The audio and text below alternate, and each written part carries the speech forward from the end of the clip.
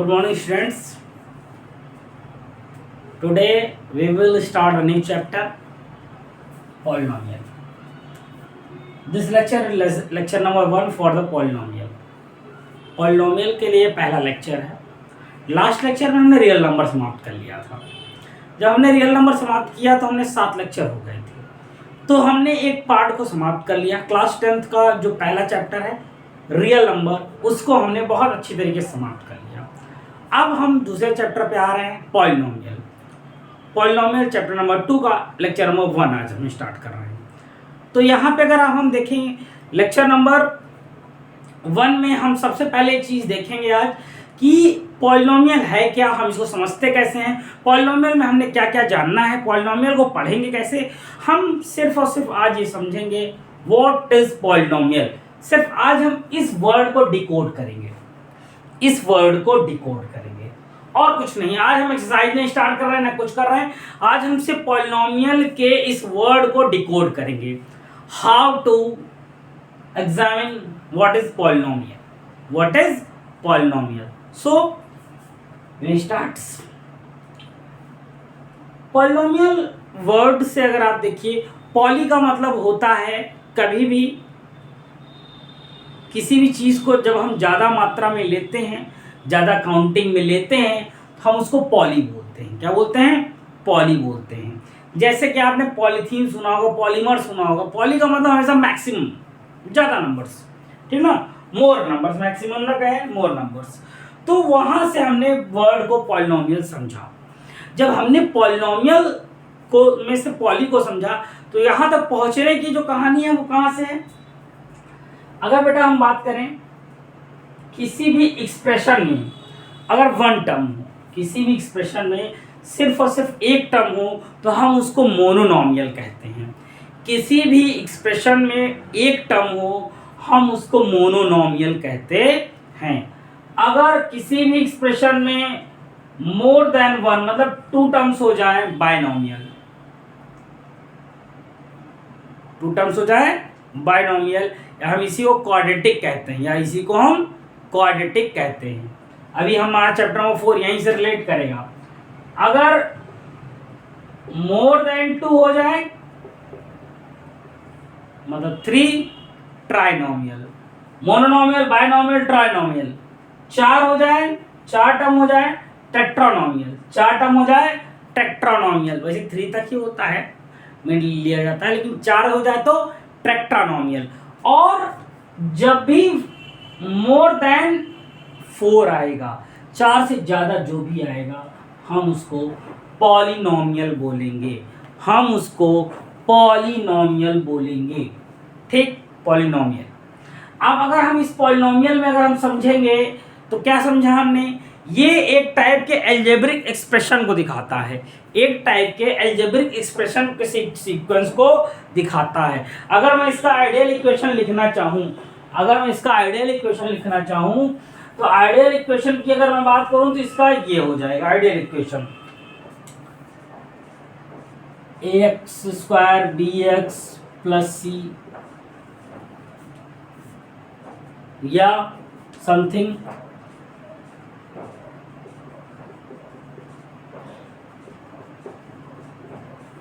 Both are polynomial. Both are polynomial. How we examine, how we understand, how we pick out what is polynomial or not. हम pick कैसे करेंगे कोई polynomial है या नहीं. अगर ये बात आए कि हमको भैया चूज करना है पॉलिनोमियल है या नहीं, क्योंकि आप में एक क्वेश्चन आता है कि बताइए पॉलिनोमियल है या नहीं है. जब हम बताने जाएंगे पॉलिनोमियल है या नहीं है तो पॉलिनोमियल की सीधी सी सिंगल सी डिफिनीशन होती है. Polynomial is a algebraic expression. Polynomial is a algebraic expression who have a variables, and variable have a always power in a whole number. Polynomial is the algebraic expression whose variable have always power as a whole number is called our polynomial. कभी भी किसी भी algebraic expression के जो number दिया है उसके बगल में अगर आप देखते हैं उसको हम वेरिएबल बोलते हैं, जिसको हमने यहाँ x कह रखा है, यहाँ पे कुछ भी हो सकता है वेरिएबल एक्स वाई जेड, कुछ भी आ जाए, टी आ जाए, एस आ जाए, कई क्वेश्चन हैं, लेकिन इन सब के आने पे सिर्फ हमको ध्यान क्या रखना है कि आने को कुछ भी आ जाए, बस एक चीज होनी चाहिए, उसकी पावर होल नंबर में होनी चाहिए। He have always power as a whole number. He has always power as a whole number. He has always power as a whole number. Power whole number में होगी तो कोई दिक्कत नहीं होगा, पावर होल नंबर में ही होनी चाहिए। तो हम इसको क्या समझते हैं, अलजेब्रिक एक्सप्रेशन है, पावर होल नंबर में। अब जैसे कि आपको ऐसा मिल जाए कहीं, कोई कह दे आपसे ये अलजेब्रिक एक्सप्रेशन है या नहीं है, नहीं है, x की पावर क्या है -1, -1 is not a whole number. मैंने जब पहला चैप्टर बताया तो मैंने आपको होल नंबर बताया, होल नंबर क्या होता है 0 1 2 3 4 5 6 7 8 इनफाइनाइट तक होल नंबर है, but less than 0 is not a whole number. 0 से छोटा कोई भी होल नंबर नहीं होता, तो होल नंबर नहीं है ये वाला एक्सप्रेशन, ये पॉलिनोमियल नहीं है। या आपको ऐसा मिल जाए, it is also not a polynomial because this variable root x, what is the root x means? Root x means x have a power 1/2. 1/2 is not a whole number. 1/2 is not a whole number. It is a rational, but we want always as a power whole number. whole number नहीं है तो polynomial नहीं है, whole number नहीं है तो polynomial नहीं है। ठीक, पॉलिनोमियल की डिफिनीशन यहाँ तक है। अब आपसे कुछ चीजें पूछ लेता है, जैसे कि डिग्री याद होनी चाहिए। आपको डिग्री कैसे याद होनी चाहिए? डिग्री का मतलब क्या होता है, किसी भी अलजेब्रिक एक्सप्रेशन की जो मैक्सिमम पावर होती है उसको डिग्री बोलते हैं। यहाँ देखिए 3 है डिग्री, यहाँ क्या है डिग्री 3 है। जब डिग्री 3 है, मैक्सिमम पावर यहाँ 2 है 1 है, देखो 3 हो गया, इसमें देखो 2 हो गया, इसमें डिग्री क्या पॉलिनोमियल ही नहीं, डिग्री कहाँ से होगी पॉलिनोमियल ही नहीं, यहाँ भी पॉलिनोमियल ही नहीं, डिग्री कहाँ से होगी। पहली बात तो पॉलिनोमियल बताना, फिर डिग्री बताना, फिर तीसरी चीज कोफिशिएंट बताना, तीसरी चीज कोफिशिएंट बताना। कोफिशिएंट कैसे बताते हैं? कोफिशिएंट कैसे बताते हैं? कोई भी अलजेब्रिक एक्सप्रेशन के बगल का जो पहले का नंबर होता है, जो मल्टीपल में नंबर होता है, वो हमारा हमेशा कोफिशिएंट होता है। कोफिशिएंट मतलब सहयोग करने वाला। ठीक, जो जस्ट बगल में है वो क्या है कोफिशिएंट है। कोफिशिएंट आपसे पूछ ले, पहली बार डिग्री पूछ सकता है, पॉलिनोमियल पूछ सकता है, कोफिशिएंट पूछ सकता है, पॉलिनोमियल है या नहीं है अगर आप बता लेंगे तो डिग्री और कोफिशिएंट भी बता लेंगे। फिर चौथी चीज कांस्टेंट, जिसके पास कोई वेरिएबल नहीं, that number is called our constant number. which number have a not any variable is called our constant number, okay. Constant हो गया। 4 चीजें हमने यहाँ सीख ली। हमने क्या क्या सीखा? पॉलिनोमियल बताना, हमने क्या सीखा पॉलिनोमियल बताना, इसका स्क्रीनशॉट चाहें तो आप ले सकते हैं। पॉलिनोमियल बताना, पॉलिनोमियल बताने के बाद हम क्या बता सकते हैं डिग्री बता सकते हैं, डिग्री बताने के बाद हम बता सकते हैं मोनोमियल, बायनोमियल, ट्राइनोमियल बता सकते हैं। इसके बाद हम क्या बता सकते हैं कांस्टेंट नंबर बता सकते हैं, कांस्टेंट बता सकते हैं। ये सब चीज़ें हमने पॉलिनोमियल से अभी तक सीखा, ये हम चीज़ें जान चुके हैं। अब मैं आपके चैप्टर के लॉजिक की बात करूं, हम चैप्टर में क्या पढ़ेंगे?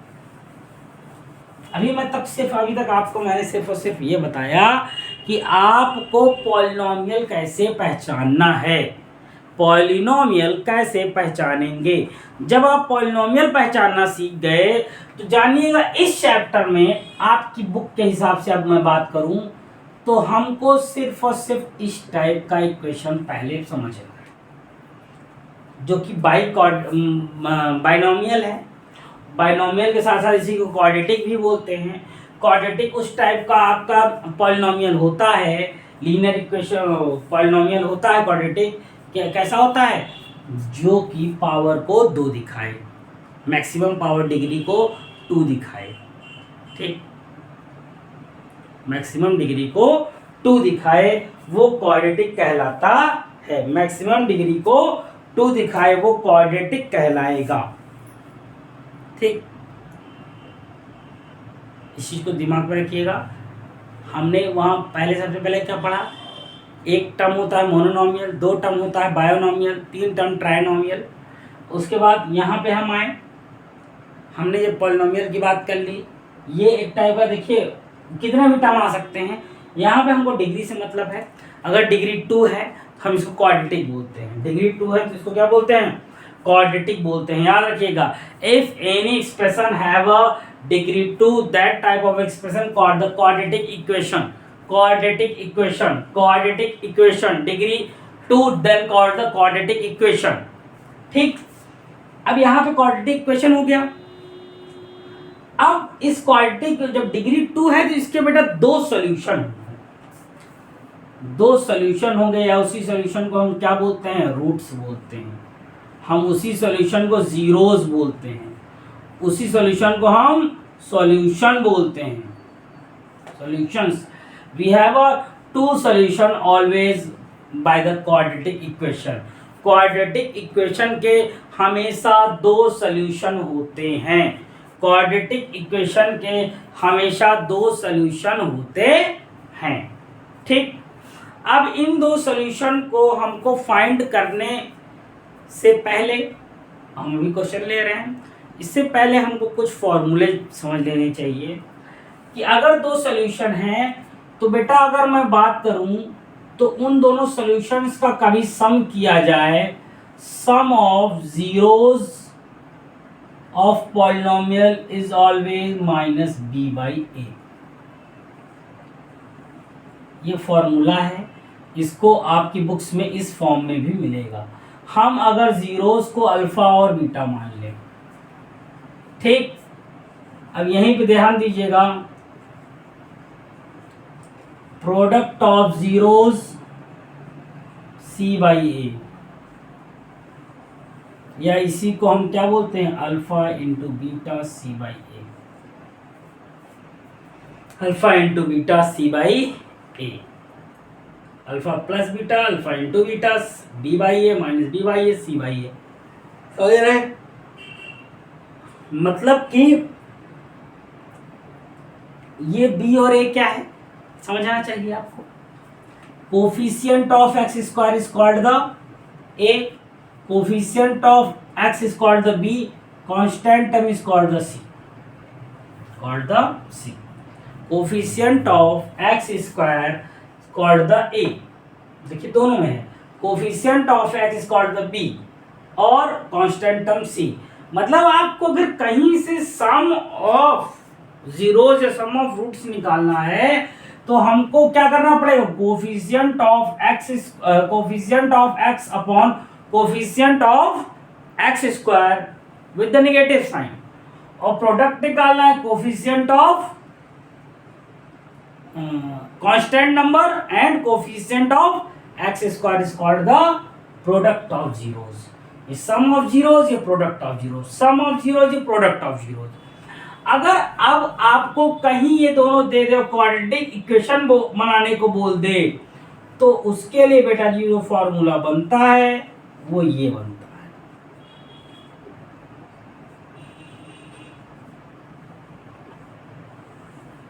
आपको जीरोस दे दिया और पॉलिनोमियल निकालने को बोल दे तो ये फॉर्मूला बनेगा, ये फॉर्मूला बनेगा। आशा करता हूं समझ में आ रहा होगा। ये सब चीजें मैंने बेस की बात की, अभी सिर्फ क्वेश्चन की बात नहीं की, बेस की बात की, क्वेश्चन की बात बिल्कुल नहीं की। हमने सम जान लिया, प्रोडक्ट जान लिया, ठीक, सम जान लिया, प्रोडक्ट जान लिया। अब आप अगर इससे रिलेटेड चीजें देखेंगे, थोड़ा सा आपको कुछ चीजें समझ में आएगा क्या है कैसे है। तो कल एक काम थोड़ा सा करके रखिएगा आप कि अपनी बुक से एक्सरसाइज से पहले की जितनी भी चीज़ें दी हुई थोड़ा पढ़ के आइएगा, उनको पढ़ के आइएगा, थोड़ा सा मज़ा आएगा, समझ में भी आपको ज़्यादा आएगा। हमने वही चीज़ समझाने का प्रयास किया, एक बार आप पढ़ेंगे तो एकदम रिकॉल हो जाएगा।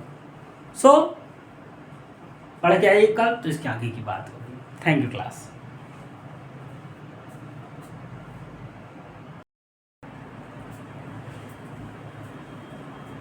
Good morning students. तो आज हम सेकंड लेक्चर लेके आए हैं पॉलिनोमियल का। फर्स्ट लेक्चर में हमने पॉलिनोमियल के बारे में काफ़ी कुछ बात की थी। पॉलिनोमियल के बारे में जब हमने फर्स्ट लेक्चर में बात की थी तो हमने पॉलिनोमियल को समझा था, पॉलिनोमियल है क्या, कैसे है। आज हम थोड़ा सा पिछला रिकॉल करते हुए आएंगे और पॉलिनोमियल से जुड़ी हुई और कुछ स्टेटमेंट्स देखेंगे। जैसा कि हमको याद होना चाहिए, हमें बताया था पॉलिनोमियल एक ऐसा अलजेब्रिक एक्सप्रेशन होता है। Polynomial is that type of algebraic expression which have a variable power as a whole number, जिसके पास जो वेरिएबल होगा उसकी पावर होल नंबर में होती है, हमने उसको पॉलिनोमियल कहा था। जिसकी डिग्री होती है हमने उसको पॉलिनोमियल कहा था। जिसमें टर्म होता है हमने उसको पॉलिनोमियल कहा था। तो जब हमने पॉलिनोमियल को समझ लिया, पॉलिनोमियल का सीधा सा मतलब आपके पास वेरिएबल होने चाहिए, पावर होनी चाहिए, और power as a whole number, negative नहीं चाहिए, 1/2 नहीं चाहिए, मतलब कि रूट में नहीं चाहिए, फ्रैक्शन नहीं चाहिए। तो वहाँ से हमको पॉलिनोमियल के बारे में इंफॉर्मेशन मिल गई थी। जब पॉलिनोमियल हम जान गए तो पॉलिनोमियल के जानने के बाद हमारे पास जो सेकंड इंफॉर्मेशन अब हमको देखनी है, पॉलिनोमियल के ये कुछ टाइप्स होते हैं अकॉर्डिंग एनसीईआरटी। सबसे पहली बात according degree. According degree, degree क्या होती है अगर आपको याद हो, जैसे ये टर्म लिखा हुआ है, यहां थोड़ा सा और बढ़ा दे रहे हैं। इस अलजेब्रिक एक्सप्रेशन में वेरिएबल 2 है और इस वेरिएबल की जो मैक्सिमम पावर है, यहाँ देखिए पावर 1 है, यहाँ 2 है। वेरिएबल की जो मैक्सिमम पावर होती है वो डिग्री कहलाती है। वेरिएबल की जो मैक्सिमम पावर होती है उसको हम डिग्री कहते हैं। तो इस हिसाब से अगर हम देखें तो हम डिग्री के अकॉर्डिंग अगर देखते हैं तो 3 टाइप है। फिर सेकेंड वन क्या है, ये टर्म्स के अकॉर्डिंग है। भाई एक टर्म मोनोनोमियल, बायनोमियल, ट्राइनोमियल, आइए बात करते हैं तो आगे चलेंगे। सबसे पहली चीज नॉर्मल इक्वेशन लिखिएगा। पहला यहाँ पे देखिए डिग्री 1 है, डिग्री 1 है तो सीधी सी बात है, स्टेटमेंट क्या आएगा, लीनियर पॉलिनोमियल।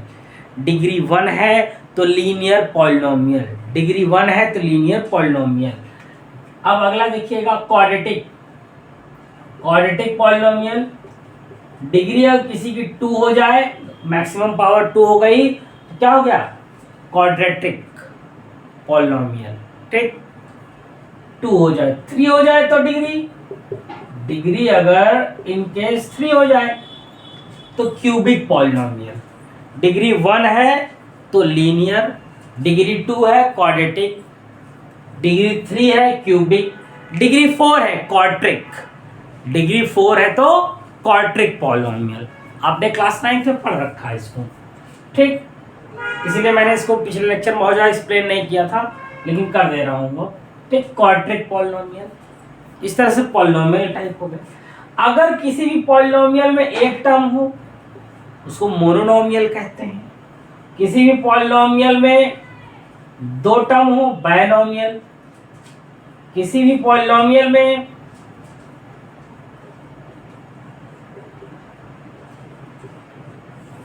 3 टर्म हो, trinomial. Monomial, binomial, trinomial. Monomial में 1 टर्म, बायनोमियल में 2 टर्म, ट्राइनोमियल में 3 टर्म। लीनियर में 1 डिग्री, क्वाड्रिक में 2 डिग्री, क्यूबिक में 3 डिग्री। हमको इतनी चीजें याद होनी चाहिए। इसके बाद की मैं बात करूँ, एक चीज होता है कोफिशिएंट। कोफिशिएंट आपसे पूछ, जैसे x² का कोफिशिएंट पूछ ले, क्या होगा, जस्ट बगल वाला नंबर। x² का पूछ ले तो जस्ट बगल वाला जो नंबर होगा वो कोफिशिएंट कहलाता है, वो कोफिशिएंट कहलाता है। और जिसके पास कोई वेरिएबल नहीं हो, जिसके पास कोई वेरिएबल ना हो, वो हमारा कांस्टेंट टर्म कहलाता है, वो हमारा कांस्टेंट टर्म कहलाता है। तो इस तरीके से ये पॉलिनोमियल में कुछ चीज़ें हैं, जैसे आपको भैया डिग्री पता होनी चाहिए, टर्म्स पता होने चाहिए, कोफिशिएंट पता होने चाहिए, कांस्टेंट टर्म पता होना चाहिए। जीरो पॉलिनोमियल क्या होता है, अगर किसी भी पॉलिनोमियल में टर्म 0 हो गया, मैं जैसे यही लिख दिया मैंने, ये जीरो पॉलिनोमियल है। ये क्या है? जीरो पॉलिनोमियल है, क्योंकि इसमें कुछ है ही नहीं, जीरो पॉलिनोमियल। कभी अगर आपके पास में ऐसे 5 लिखा है, 5 के बगल में अगर आप जैसे मान लीजिए मैं यहाँ बोलूँ इसकी डिग्री पूछ ले, इसकी डिग्री पूछ ले, तो क्या करिए 5 के बगल में x लगाइए, उसकी पावर 0 कर दीजिए। क्यों? किसी भी नंबर की पावर अगर 0 होती है वो 1 ही होता है, तो वहां तो कोई इफेक्ट डालेगा नहीं, वो कोई इफेक्ट डालेगा नहीं। तो इस तरीके से हमको क्या पता चलेगा, वो जो पॉलिनोमियल है वो कैसा पॉलिनोमियल है, वो यहाँ पे डिग्री 0 है, जीरो पॉलिनोमियल हो गया, जीरो पॉलिनोमियल। ठीक, लीनियर पॉलिनोमियल, क्वाड्रेटिक, क्यूबिक, और डिग्री 0 गई, जीरो पॉलिनोमियल। इस तरीके से हम पॉलिनोमियल को जानते हैं, समझते हैं, पॉलिनोमियल के बारे में बात करते हैं। अब आइएगा हम आपके आगे के कुछ पोर्शन की बात करते हैं।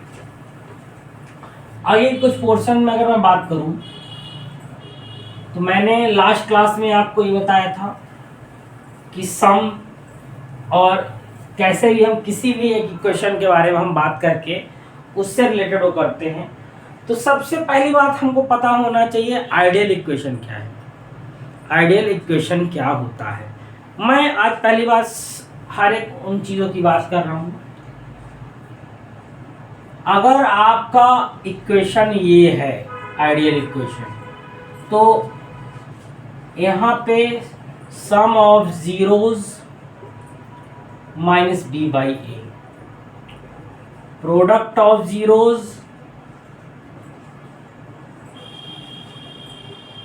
अभी मैं क्वेश्चंस की बात ही नहीं कर रहा हूं, पहले आप लॉजिक समझिए करना क्या है, कैसे लॉजिक को अगर गेन कर ले जाएंगे तो आ जाएगा।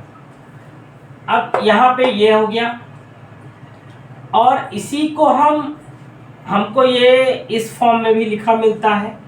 हम जीरोज को अल्फा और बीटा मान लेते हैं, तो minus B by A, zeros को अल्फा बीटा मान लिया तो ये सी बाई ए। ये क्वाड्रेटिक पॉलिनोमियल के लिए है। क्वाड्रेटिक पॉलिनोमियल का मतलब जिसकी डिग्री 2 होगी, x की जितनी पावर होती है उतनी ही उसकी क्या होगा, उतना ही उसका सॉल्यूशन होगा, उतना ही उसके जीरोज निकलेंगे। तो उस हिसाब से देखो हमने 2 जीरोज मान लिए, अल्फा और बीटा, अल्फा और बीटा। और यहां से आपको मैंने चीज और भी बताई थी, अगर आपको अल्फा बीटा दे देता है और पॉलिनोमियल बनाने को कहता है तो उसके लिए ये फॉर्मूला लग जाता है, उसके लिए ये फॉर्मूला लग जाता है। अगर यही हमारे पास क्वाड्रेटिक था, अब क्यूबिक पॉलिनोमियल आ जाए, क्यूबिक पॉलिनोमियल ऐसा कुछ, तो अब इसमें मैंने आपको यहां बता दिया। अगर सम की बात कर दें, अब यहां पे 3 जीरोज हो जाएंगे, जीरोज की जो नंबर ऑफ काउंटिंग कितनी हो जाएगी, 3 जीरोज, इसको सम ऑफ जीरोज कहते हैं। अगला product of sum of zeros, पहले प्रोडक्ट है फिर सम है, इसको अल्फा बीटा ये गामा कहलाता है बेटा जी। और फिर product of zeros,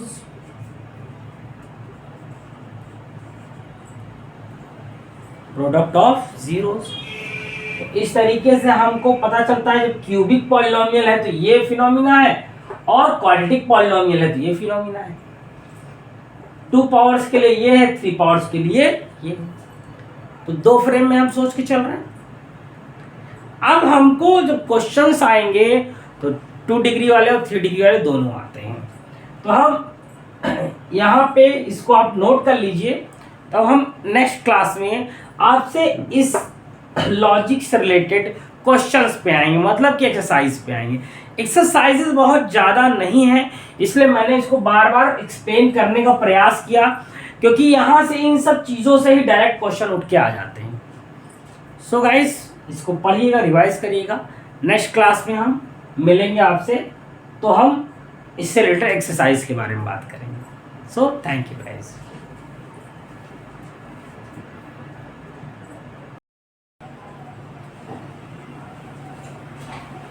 good morning students, my self Saurabh Mishra. हम लेक्चर नंबर 3 पॉलिनोमियल प्रयास करेंगे। आज ये लेक्चर लास्ट होगा। पॉलिनोमियल मैंने पीछे लास्ट 2 लेक्चर में आपको एक्सप्लेन करने का प्रयास किया पॉलिनोमियल है क्या और हम पॉलिनोमियल को कैसे देखते हैं, पॉलिनोमियल में क्या क्या पूछा जाता है। इन सब बातों में हमने इन सब से रिलेटेड बातें की। अब जब आपने ये सब देख लिया तो इसके बाद मैं बात कर रहा हूँ आज एक्सरसाइजेस की। एक्सरसाइजेस की मैंने क्वेश्चन यहाँ पे लिख लिए हैं। क्वेश्चन लिखने में आसानी होती है, बुक लेके थोड़ा सा पढ़ाने में थोड़ा ऑड लगता है, इसलिए लिख लेता हूँ। तो मैं देखूँ तो यहाँ पे सबसे पहला क्वेश्चन है, फर्स्ट की मैं बात कर लूँ। ये क्वेश्चन कह क्या रहा है, आप अपने एनसीईआरटी बुक में देख भी सकते हैं। आपके एनसीईआरटी बुक्स में दिया हुआ है कि आपको यहाँ से सबसे पहला काम जीरोज निकालने हैं और उनको वेरीफाई करना है। यहाँ पे 2-3 चीज़ें, पहली बार फैक्टराइज करना है, फिर जीरोज निकालने हैं, फिर वेरीफाई करना है। फैक्टराइज करना है, जीरोज निकालने हैं और वेरीफाई करना है। फैक्टराइजेशन का मतलब मिडिल टर्म स्प्लिट कैसे करते हैं, लास्ट टर्म और फर्स्ट टर्म को मल्टीप्लाई करके। आपको क्लास 9 चैप्टर नंबर 3 पॉलिनोमियल में आपने पढ़ा हुआ है, फैक्टराइजेशन चैप्टर में। तो यहाँ पे 8 1 जा 8 होगा। अब इसको 2 पार्ट में ब्रेक करना है, तो 4 2 जा 8, 4 - 2 हमको क्या मिल जाएगा, 2x मिल जाएगा। तो यहाँ पे हम ऐसे करते हैं, हम बेसिक स्ट्रक्चर फॉलो कर रहे हैं जो आपने सीखा हुआ है। इस तरह से हमने इसको ब्रेक कर लिया, फिर कॉमन ले लिया यहाँ से। इन दोनों में x कॉमन है, इन दोनों में 2 कॉमन है, यहाँ से x - 4 दोनों में कॉमन है। ये हो गया हमारा फैक्टराइज, ये हो गया हमारा फैक्टराइजेशन। अब फैक्टराइजेशन के बाद अब हमको क्या निकालना है, फैक्टराइजेशन के बाद अब हमको यहाँ से वैल्यू निकालनी है। किसकी, पहली बात तो एक बार x की 4 आई, सेकेंड टाइम x की जो वैल्यू आई -2। ये अल्फा और बीटा हो गए ना, 2 जीरोज जब हमने निकाल लिए तो वो अल्फा और बीटा कहलाते हैं। क्या कहलाते हैं, अल्फा कहलाएंगे और बीटा कहलाएंगे। अब हमको यहाँ पे वेरीफाई करना है, sum of zeros equal to -b/a। तो सम ऑफ जीरोज क्या था, alpha plus beta -b/a। Alpha की वैल्यू 4 है, बीटा की वैल्यू -2 है, b की वैल्यू। अब a b c देखिएगा, x के बगल वाला a होता है, x² के बगल का, x के बगल कोफिशिएंट b, बचा हुआ c, a b c। मुझको यहाँ चाहिए b, -2 है, -+2, ये यहाँ पे 1 आ गया।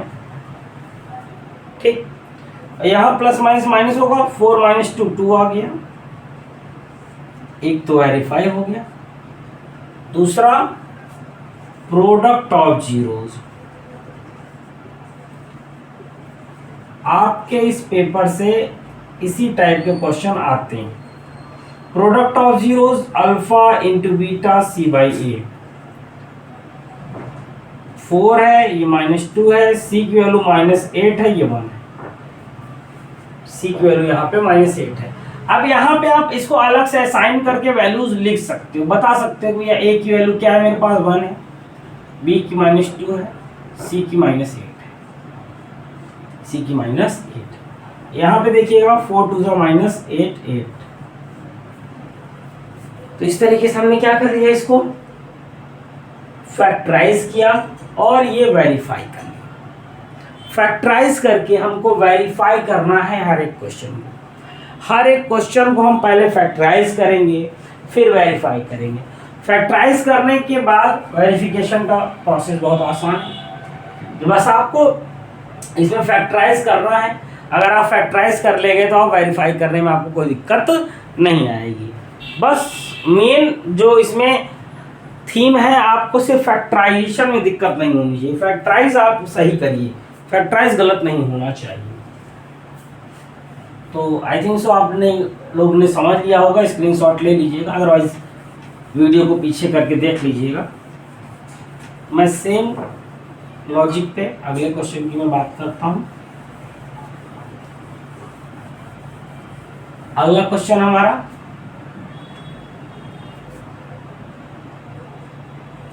4s² - 4 + 1 = 0।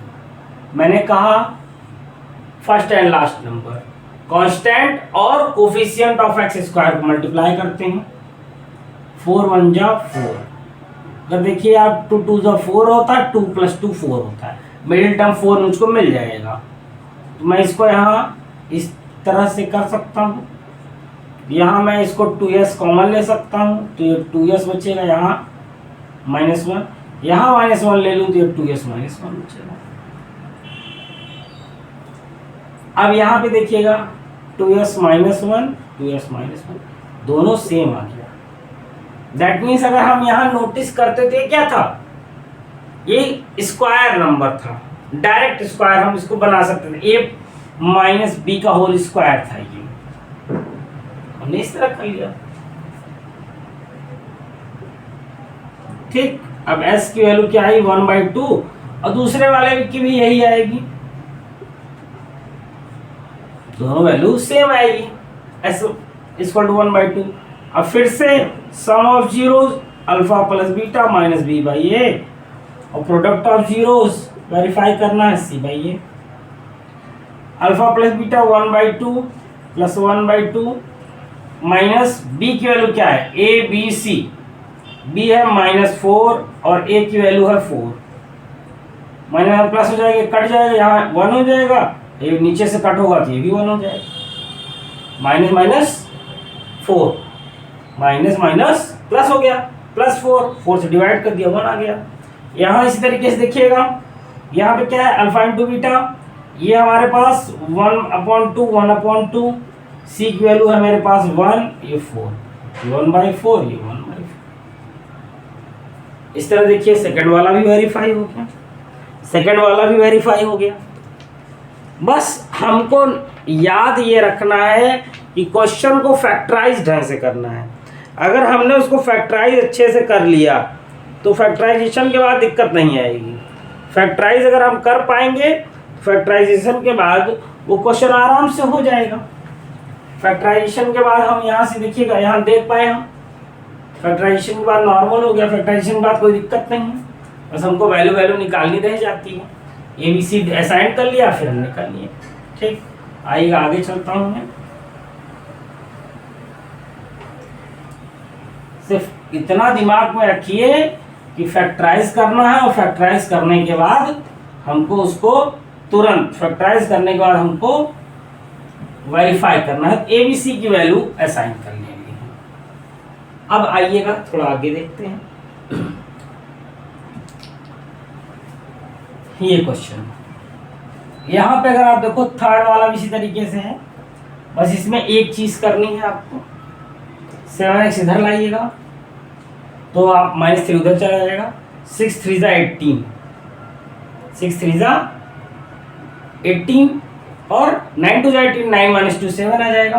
तो यहाँ से हम 9 × 2 करके फैक्टराइजेशन निकाल के इसको समाप्त कर लेंगे। मैं आइए फोर्थ पे आता हूँ, मैं फोर्थ वाले क्वेश्चन पे मैं आता हूँ आपको। फोर्थ वाला क्वेश्चन क्या है हमारा, हम देखते हैं। ये फोर्थ वाला देखो, अब सिर्फ और सिर्फ फैक्टराइज अगर आप कर लेंगे तो कोई दिक्कत नहीं आएगी। 4u² + 8u = 0, 4u कॉमन ले लिया, u + 2 बच गया। एक बार 4u = 4 दूसरा बदल देते हैं, नहीं तो अदरवाइज ये कंफ्यूजन हो जाएगा। u = 0, दूसरा देखिएगा u + 2 = 0, u = -2।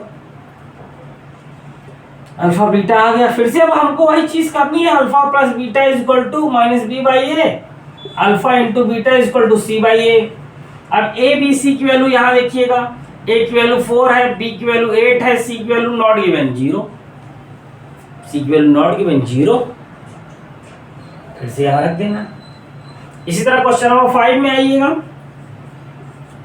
टी स्क्वायर, इसको ऐसा कीजिए 15 उधर भेज दीजिए, टी है √15 प्लस माइनस 15 होगा। कभी भी कोई चीज अंडर रूट में चली जाती है तो वो प्लस में और माइनस में दोनों होती है। क्यों? -2 का स्क्वायर भी 2 होता है, -2 का स्क्वायर 4 होता है और +2 का स्क्वायर भी 4 होता है। मतलब अगर मैं यहाँ पे -√15 का स्क्वायर करूंगा तब भी 15 आएगा, +√15 का करूंगा तब भी 15 आएगा। इसीलिए कभी भी किसी रूट की नंबर का रूट निकलता है तो हम उससे पहले प्लस या माइनस लगा लेते हैं, प्लस माइनस हम उससे पहले लगा के रख लेते हैं। ठीक, आई थिंक सो, इतना हो गया। अब यहाँ पे इसको थोड़ा सा हो सकता है आपको दिक्कत आ रही हो, तो मैं आइए इसको भी देख लेता हूँ, -b/a। अब यहाँ पे ए बी सी क्या है ध्यान दीजिएगा, ए की वैल्यू 1 है, बी की वैल्यू नॉट गिवन, सी की वैल्यू -15, सी की वैल्यू -15, अल्फा प्लस बीटा, एक +15 है -15, बी की वैल्यू 0 है, देखो यहाँ 1 है, ये भी 0, ये भी 0, खत्म। अब alpha into beta c/a, alpha into beta c/a और √15 -√15, और यहाँ c की वैल्यू क्या है -15 अपॉन 1, √15 मल्टीप्लाई करोगे माइनस पहले आ जाएगा,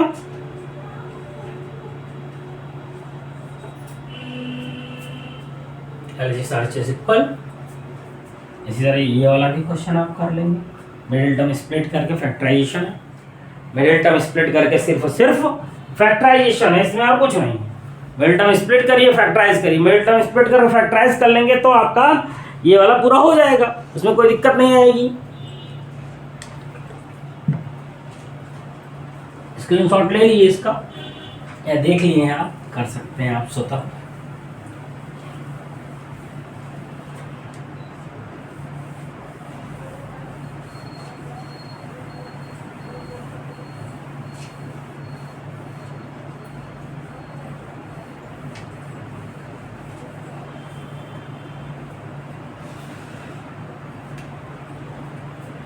अब पहला पार्ट हो गया हमारा, हम आइए दूसरे में पार्ट पे आज बात करके समाप्त करते हैं। दूसरा पार्ट बेटा बहुत आसान है, जब हमको कोई पॉलिनोमियल निकालना होता है तो हम ये फॉर्मूला लगाते हैं। मैंने आपको लास्ट क्लास में बताया था, पहली और सेकंड दोनों क्लासेस में बता दिया। ठीक, तो यहाँ पे ये दिया है, ये दिया है, यहाँ पे ये दोनों दिया हुआ है। अब हमको सिर्फ और सिर्फ एक चीज करनी है।